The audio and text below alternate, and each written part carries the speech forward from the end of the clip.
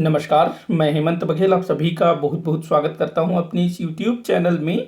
आधुनिक भारत का इतिहास हमने पढ़ना शुरू किया था, जिसके अंतर्गत पिछले वाले वीडियो में हम लोगों ने पुर्तगालियों के संबंध में पढ़ा था। इस वाले वीडियो में हम लोग जानेंगे डचों का भारत में किस प्रकार से आगमन हुआ, किस प्रकार से उन्होंने भारत में फैक्ट्रियां स्थापित की और किस प्रकार से डचों का पतन हो गया। ये सारा कुछ हम इस वीडियो में देखेंगे।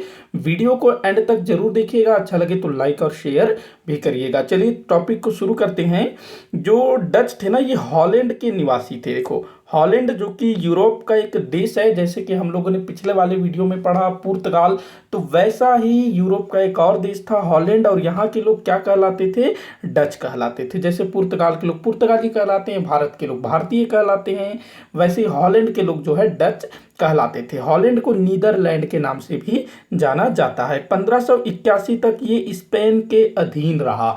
मतलब कि जो हॉलैंड था वो 1581 तक किसके अधिकार में था? स्पेन के अधिकार में था। जैसे कि पिछले वाले वीडियो में भी मैंने बताया था कि जो पुर्तगाल था वो कुछ समय तक स्पेन के अधिकार में रहा, तो वैसे ही हॉलैंड भी स्पेन के अधिकार में था। स्पेन ने यहाँ पर आक्रमण करके इसको जीत लिया था। 1581 में ये स्पेन की अधीनता से स्वतंत्र हुआ और स्वायत्त देश बन गया। अगला चीज ध्यान रखेंगे कि जिस प्रकार से मैंने बताया था पिछले वाले वीडियो में कि प्रथम पुर्तगाली वास्को डी गामा था, वैसे ही पहला डच जो भारत आया था उसका नाम पूछा जाता है तो कार्लेमैन डी हाउटमैन। कार्लेमैन डी हाउटमैन ये भारत आने वाला पहला डच था। इसने ना सुमात्रा और बंगाल की यात्रा की थी। कब आया था? तो 1596 में आया था। और पुर्तगाली कब आए थे? 1498 में। लगभग 100 वर्ष बाद पहला डच व्यक्ति भारत आता है। इसके बाद हम लोग सीधे आते हैं डच ईस्ट इंडिया कंपनी की स्थापना। देखो, जो डच थे ना, मतलब जो हॉलैंड के लोग थे ना, उन्होंने भारत के साथ व्यापार करने के लिए एक कंपनी की स्थापना की थी। क्या बनाया था इन्होंने? कंपनी। जबकि जो पुर्तगाली थे वो बस सीधे आ गए थे, उनकी कोई कंपनी नहीं थी। अच्छा, मैं एक चीज क्लियर करना चाहूंगा, पिछले वाले वीडियो में मैंने एस्तादो द इंडिया एक चीज बताया था कि वो जो है पुर्तगालियों की कंपनी थी। देखो, एस्तादो द इंडिया है ना, ये पुर्तगालियों की कंपनी नहीं थी। पुर्तगालियों का भारत और उसके आसपास के क्षेत्रों में जिन क्षेत्रों पर अधिकार था, मतलब कि पूर्वी क्षेत्र में पुर्तगालियों का जिन क्षेत्रों पर अधिकार था, जो उनका छोटा सा साम्राज्य था, वही कहलाता था एस्तादो द इंडिया, न कि उनकी कंपनी। लेकिन जो डच थे, इन्होंने भारत के साथ व्यापार करने के लिए एक कंपनी की स्थापना की थी। देखते हैं किस प्रकार से इस कंपनी की स्थापना हुई थी। तो सन 1602 में राजकीय आदेश द्वारा हॉलैंड में भारत के साथ व्यापार करने के उद्देश्य से संयुक्त कंपनी की स्थापना की गई। देखो, राजकीय आदेश बोल रहा है, तो 1602 में हॉलैंड की सरकार द्वारा आदेश दिया गया कि भारत के साथ, यहां पर खाली भारत नहीं है, पूर्वी देशों के साथ। देखो, इसमें साफ साफ क्या बोला था कि हम एक ऐसी कंपनी बना रहे हैं जो भूमध्य सागर के पूर्व में जितने भी देश हैं उनके साथ व्यापार करेगा। भूमध्य सागर कहां पर है? तो यूरोप, अफ्रीका और एशिया के बीच में पड़ता है भूमध्य सागर। मैंने बताया था पहले वाले वीडियो में, जिसमें हम लोगों ने यूरोपीय का भारत, मतलब यूरोपियों ने भारत के समुद्री मार्ग की खोज कैसे की, उस वाले वीडियो में मैंने पूरे नक्शे से समझाया था। तो भूमध्य सागर के पूर्वी क्षेत्रों पर व्यापार करने का इसको अधिकार दिया गया।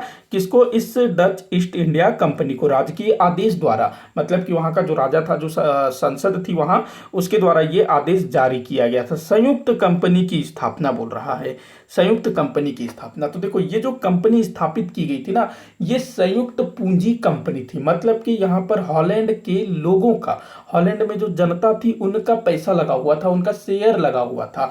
तो एक जैसा शेयर मार्केट आप लोगों ने सुना होगा, जो अलग अलग कंपनियों में लोग पैसा लगाते हैं, तो बिल्कुल इस कंपनी में भी हॉलैंड के लोगों ने अपना पैसा लगाया था, अपना शेयर खरीदा था, हिस्सेदारी खरीदी थी। तो ये एक संयुक्त पूंजी कंपनी थी जिसकी स्थापना हुई कब? 1602 में। याद रखना, अक्सर पूछा जाता है 1602 में। और पुर्तगालियों के बाद भारत आने वाले दूसरे यूरोपीय थे ये लोग।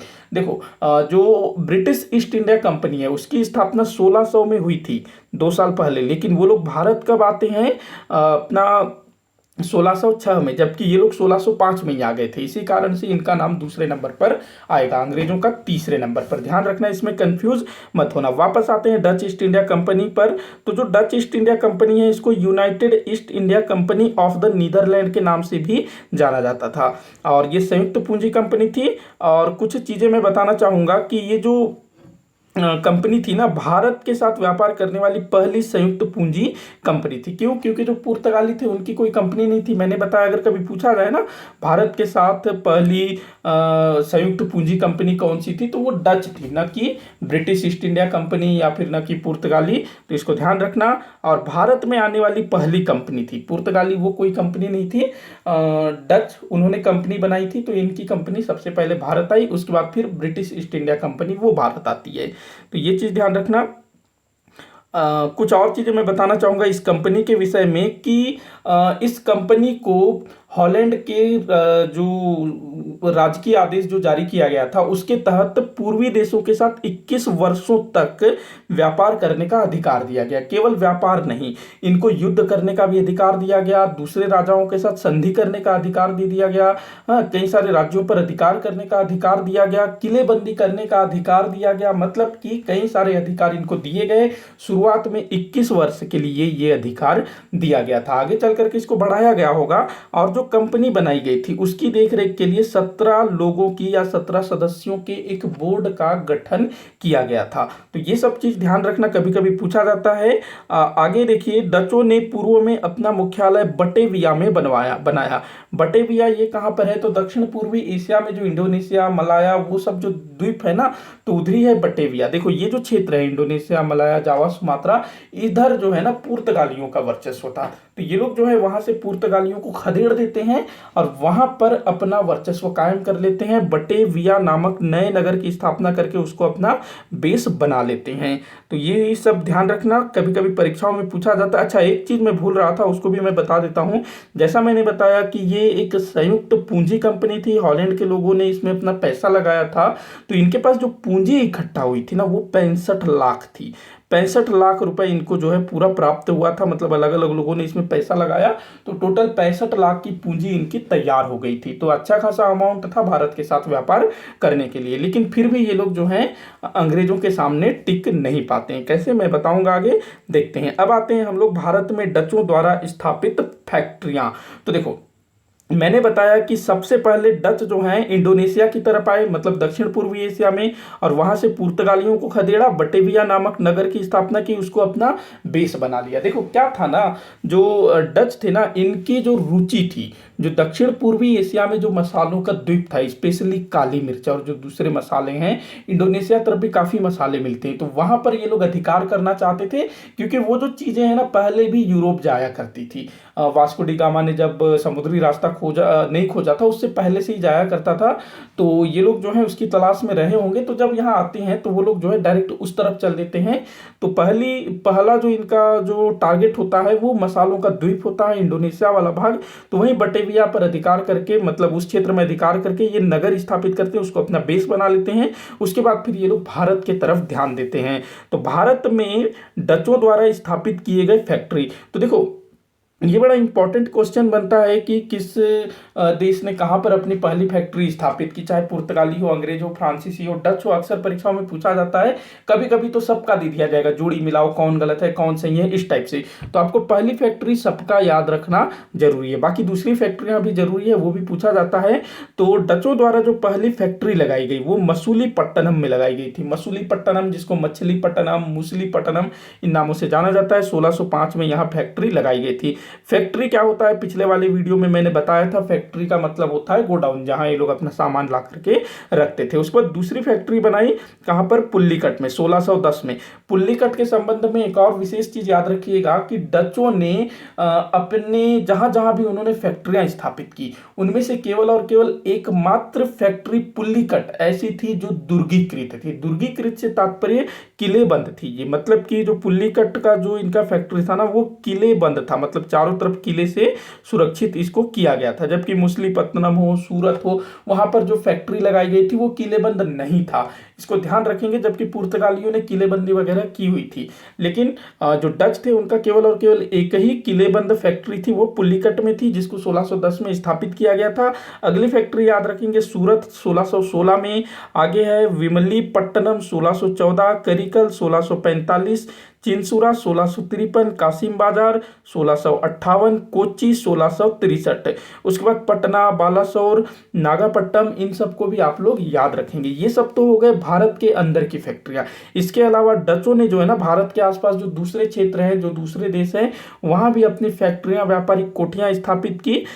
एक नाम याद रखेंगे, कोलंबो, मतलब कि श्रीलंका। 1658 में श्रीलंका में ये लोग अपनी फैक्ट्री स्थापित कर लेते हैं। देखो जो श्रीलंका है, उसके बाद मलक्का 1641 में, उसके बाद मसालों का द्वीप जिसे पुंज कहा जाता था, मसाला द्वीप पुंज इंडोनेशिया, इन सब पर ये अधिकार कर लेते हैं। इनमें से ना अधिकतर स्थान जैसे कि कोच्चि हो गया, कोलंबो हो गया, मलक्का हो गया, ये मसाला द्वीप हो गया, ये सब पुर्तगालियों के अधिकार में हुआ करते थे पहले, और डचों ने जो है पुर्तगालियों से इन क्षेत्रों को छीन लिया। तो इसको भी ध्यान रखिएगा।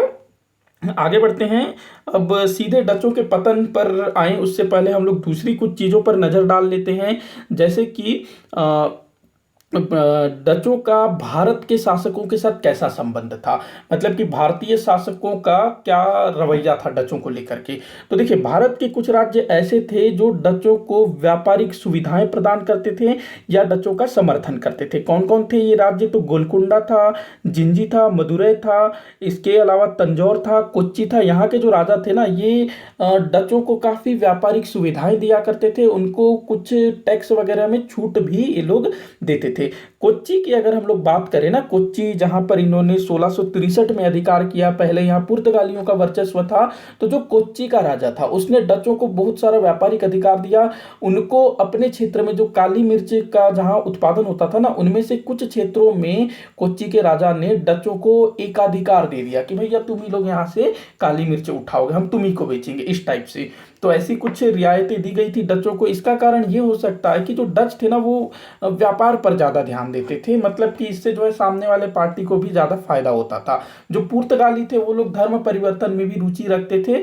हालांकि डचों ने भी ऐसे काम किए होंगे, लेकिन उतना नहीं किया जितना पुर्तगालियों ने किया। यही कारण होगा कि कुछ राजाओं ने इनको समर्थन किया। अब हम लोग थोड़ा सा देख लेते हैं डचों का अन्य यूरोपीय देशों के साथ कैसा संबंध रहा। तो जो डच है ना, उन्होंने पुर्तगालियों को भारत से खदेड़ दिया, ऐसा बोला जाता है। और कई मामलों में सत्य भी है, क्योंकि जब डच भारत आए, कब आए? 1602 में इनकी कंपनी स्थापित हुई, 1605 में ये लोग पहुंच गए। तो उस समय जो है पुर्तगाली वो भारत पर छाए हुए थे, भारतीय व्यापार पर छाए हुए थे। कई सारे स्थानों पर उन्होंने अपनी व्यापारिक कोठियां बना रखी थी, फैक्ट्रियां बना रखी थी। तो ये लोग क्या किए, डचों ने उन फैक्ट्रियों पर अधिकार करना शुरू कर दिया। कोच्चि पर अधिकार कर लिया, भारत के बाहर जो दूसरे व्यापारिक केंद्र थे जैसे मलक्का हो, इंडोनेशिया हो, कोलंबो हो, उन पर अधिकार करना शुरू कर लिया। और भी बहुत सारे क्षेत्र थे। इन्होंने गोवा पर भी अटैक किया था, गोवा को घेर के रख लिया था, लेकिन जो पुर्तगाली थे उन्होंने गोवा को सुरक्षित करने में कामयाब रहे, मतलब कि गोवा को बचा लिया। देखो,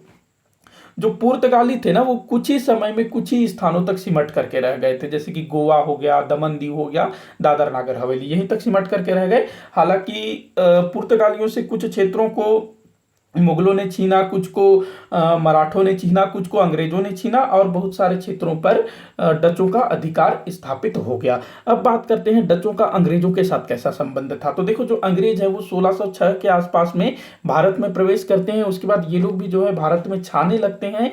और जो अंग्रेजों की कंपनी था ना, ब्रिटिश ईस्ट इंडिया कंपनी, वो सरकारी कंपनी न होकर के पूर्णतः स्वायत्त शासी कंपनी थी। मतलब हम बोल सकते हैं कि वो निजी कंपनी थी, जबकि इनकी जो कंपनी थी, मतलब अपने डचों की जो कंपनी थी ना, ये एक कंपनी तो थी एक प्रकार से स्वायत्त शासी थी, लेकिन फिर भी हॉलैंड की जो सरकार थी, वहां के जो राजा थे, संसद थी, उनका इस पर काफी नियंत्रण था। देखो, इसका एग्जांपल मैं देता हूं, जैसे कि अभी हमारे भारत में जो LIC हो गया, रेलवे हो गया, बैंक हो गया, ये सब स्वायत्त शासी संस्थाएं हैं, लेकिन सरकार के अधीन है, सरकारी कंपनियां हैं, लेकिन स्वायत्त शासी संस्था के रूप में काम करती है। लेकिन अभी क्या हो रहा है, रेलवे हो, बैंक हो, सबको जो है प्राइवेट सेक्टर को दे दिया जा रहा है, निजी क्षेत्रों को दे दिया जा रहा है, मतलब कि ये सब भी प्राइवेट हो जाएंगे, वो अलग चीज है। मैं एक एग्जाम्पल के तौर पर बता रहा हूं।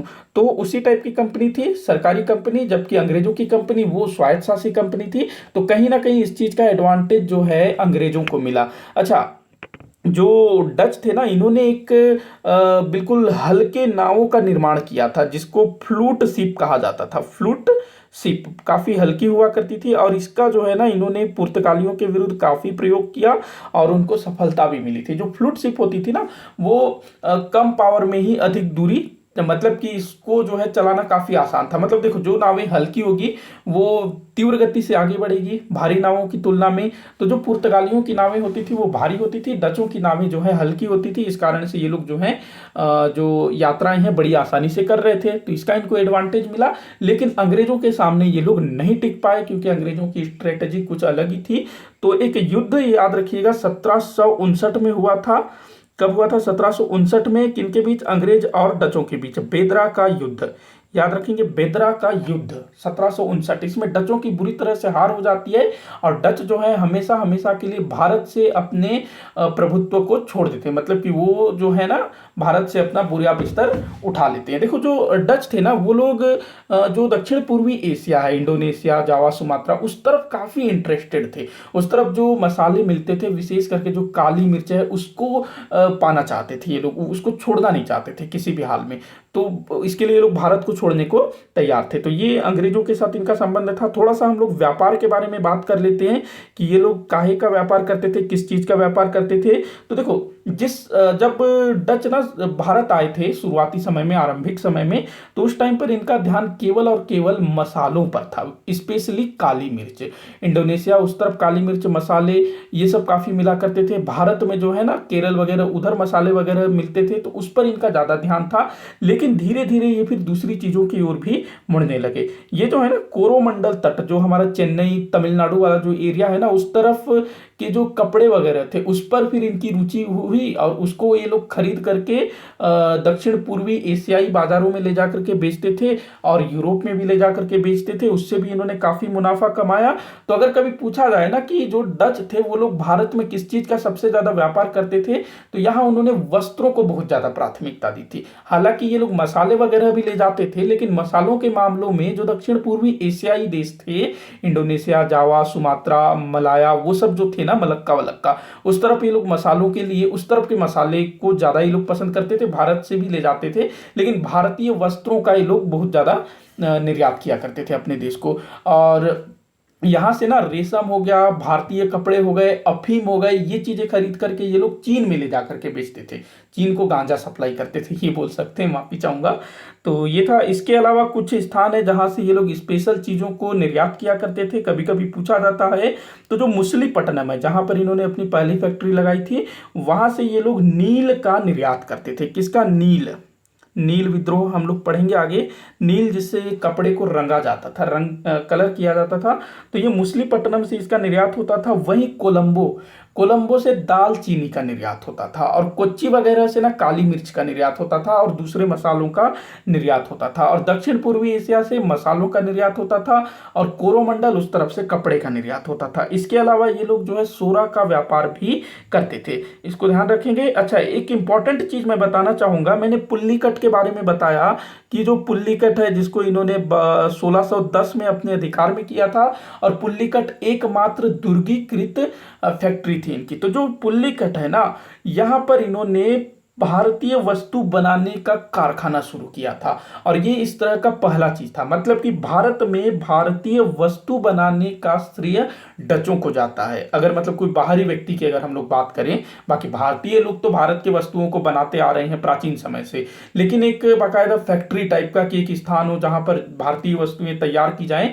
कारखाना टाइप का, तो उस टाइप का चीज अगर किसी ने शुरुआत की थी तो डचों को इसका श्रेय जाता है। जो हम फैक्ट्री फैक्ट्री बोल रहे हैं ना, जो गोडाउन था, वो अगर असल फैक्ट्री की बात करें, उसकी शुरुआत डचों द्वारा की गई थी पुल्लीकट में। वहां पर इन्होंने भारत में, मतलब कि भारतीय वस्तु बनाना शुरू किया था। कोई कपड़ा हो सकता है, कुछ भी हो सकता है, उसको बनाना इन्होंने शुरू किया था। तो इस चीज को ध्यान रखिएगा। अब हम लोग आते हैं डचों के पतन के कारण के ऊपर।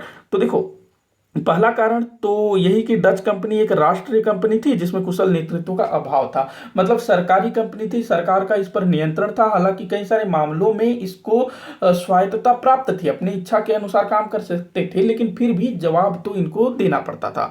अगला कारण है हॉलैंड काफी समय तक गुलाम था और फलतः फलतः होना था, ये माफ़ी चाहूँगा। तो जो हॉलैंड है ना, ये काफ़ी समय तक गुलाम था, फलतः इसके पास पर्याप्त इसके पास जो है ना पर्याप्त व्यापारिक साधन नहीं थे। कहने का तात्पर्य ये है कि लंबे समय तक ये गुलाम था, तो जो स्पेन था उसने इसका काफ़ी आर्थिक दोहन किया होगा, इसके संसाधनों को चूसा होगा, तो इसके पास कुछ था नहीं उतना, तो आर्थिक रूप से थोड़ा सा कमज़ोर था ये। और ये बच्चों हो गया है, ये डचों है, तो डचों की आंतरिक स्थिति खराब थी, वही स्पेन का गुलाम था उसी कारण।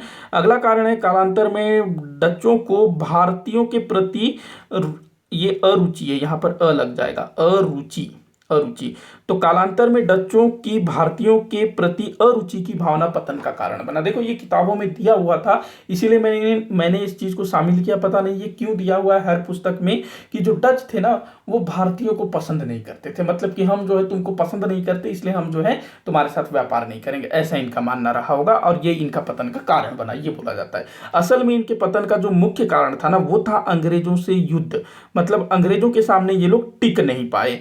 देखो जो डच थे उन्होंने पुर्तगालियों को खदेड़ दिया, क्यों? क्योंकि जो पुर्तगाली थे वो भारत में उतना ज़्यादा इंटरेस्टेड नहीं थे। जब उनको ब्राज़ील के बारे में पता चला कि भाई कोई ब्राज़ील जैसा देश है, हालांकि ब्राज़ील नाम इन्हीं का ही दिया हुआ है, मतलब ब्राज़ील नाम पहले से था नहीं, तो जब उसकी खोज हुई ना तो उस तरफ ये लोग ज़्यादा इंटरेस्ट लेने लगे, उस तरफ जाने लगे, भारत की तरफ कम ध्यान देने लगे। और ये लोग धर्म परिवर्तन इन सब चीज़ों में काफ़ी रुचि रखते थे, तो ये कारण था कि इनको जो है डचों ने आराम से परास्त कर दिया। लेकिन जब अंग्रेज आए तो वो लोग जो है पूरी तरह से तैयारी से आए, उनकी प्राइवेट कंपनी थी, सारे अधिकार खुद के पास थे, ब्रिटेन की तरफ देखना नहीं पड़ता था, जो भी निर्णय लेना है खुद ले लो, जबकि डचों का ऐसा नहीं था, सरकारी कंपनी थी, जवाब देना पड़ता था।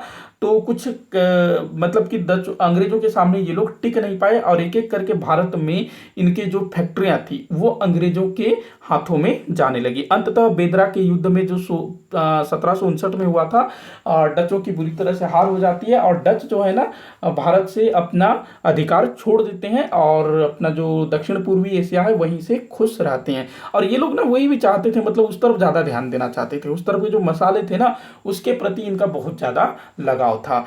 तो ये था डचों का भारत आगमन, उनका प्रसार और उनका पतन। तो आज का जो वीडियो है यही समाप्त होता है। आप लोग कमेंट करके बताइएगा आप लोगों को वीडियो कैसा लगा, टॉपिक समझ में आया या नहीं, कहीं भी कोई डाउट हो या लगता हो कि मैंने कोई गलत जानकारी दी है, कोई गलत मतलब कि कहीं मुझसे कोई मिस्टेक हुई है, तो कमेंट में जरूर लिखिएगा, मैं सॉल्व करने की कोशिश करूंगा। वीडियो को लाइक करिएगा, ज़्यादा से ज़्यादा शेयर करिएगा, चैनल को सब्सक्राइब करिएगा। वीडियो को आखिर तक देखने के लिए बहुत बहुत धन्यवाद।